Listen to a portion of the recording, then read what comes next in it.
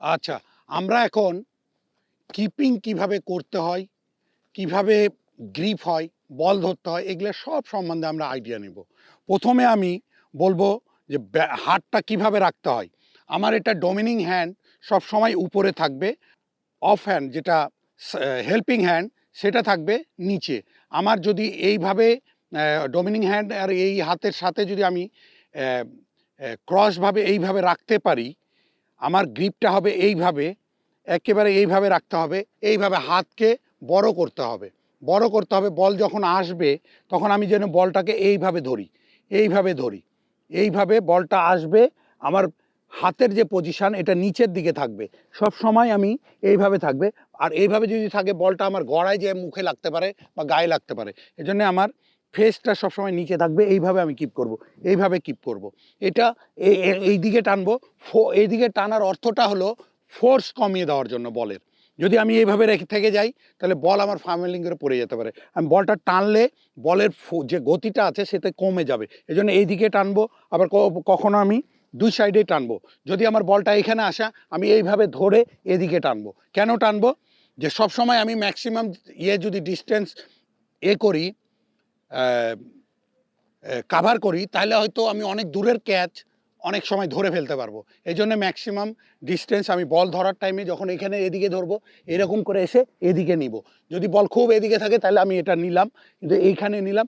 এদিকে নেওয়ার সবসময় ভিতরের দিকে নেওয়ার চেষ্টা করবো, এই জন্যই যে আমি ম্যাক্সিমাম ডিস্টেন্স যেন কাভার করতে পারি। তাহলে আমার যদি আর একটু দূরে ক্যাচ পড়ে, আমি যদি ডাইভ দিয়ে ক্যাচটা ধরে নিতে পারি।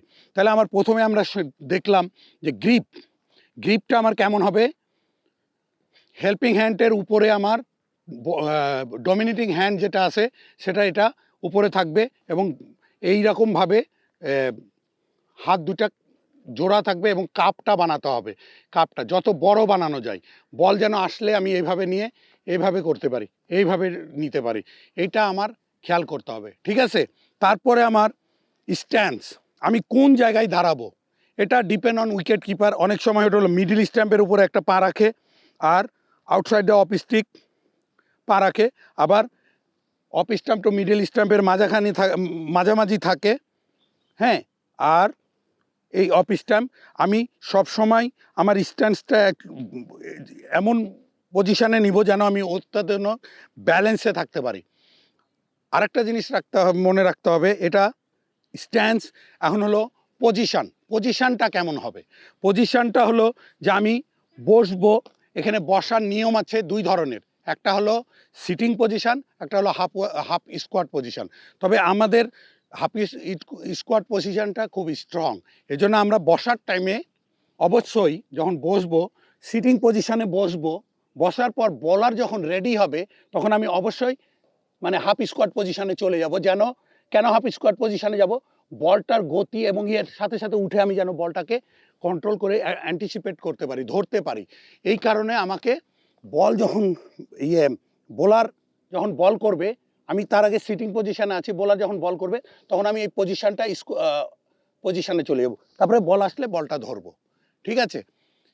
এটা হলো পজিশান। এখন এখন আমার লেগ সাইডে আসতে পারে, আমি বলটাকে তো আমি ধরবো। ধরার জন্য আমি কি করব? তখন আমি পজিশানে থাকলাম, লেগ সাইডে যদি বল আসে আমি ফট করে হাফ স্কোয়াড পজিশানে যাওয়ার সাথে সাথে দেখলাম লেগ স্টিকে বল পড়ছে, আমি এটা যত দূর যায় আমার এই পাটা নিয়ে যাব। তারপরে কি করব?